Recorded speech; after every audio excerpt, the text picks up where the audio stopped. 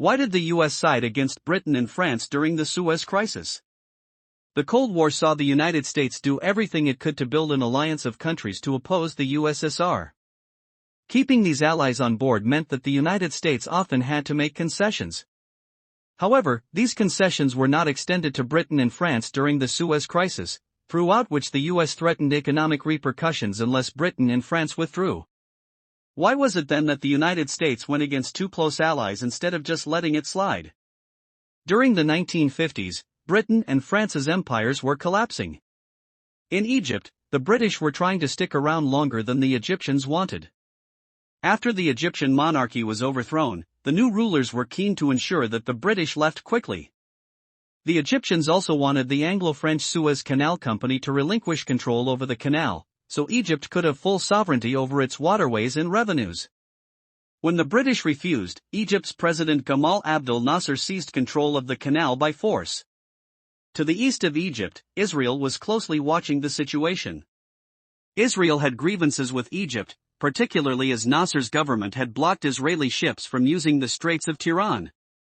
In late 1956, Israeli forces invaded Egypt, taking territory. Britain and France, despite knowing about and greenlighting the invasion beforehand, issued an ultimatum to both parties to leave the canal zone alone. However, just minutes later, both Britain and France launched their own invasion of Egypt. They took control of the canal zone, and it seemed like a done deal. The three invaders were internationally condemned, with both the USSR and the USA agreeing they had gone too far. The United States demanded that Britain and France withdraw immediately, and President Eisenhower threatened financial sanctions if they did not comply. As a result, Britain and France promptly retreated, damaging their international reputations in the process. Why didn't the United States help or turn a blind eye? 1. Broken promises. The British government had promised the Americans that they would not invade Egypt. When they did, President Eisenhower was angered and refused to give Britain the benefit of the doubt. 2. Middle East stability. The United States was concerned about war breaking out in the Middle East. Israel's role in the invasion gave other Arab nations justification to wage war against Israel, a scenario the U.S. wanted to avoid. Washington also feared that the invasion would elevate Nasser as a de facto leader of the anti-Western Middle East. 3. Reputational concerns. The invasion, despite its scale, had limited chances of success.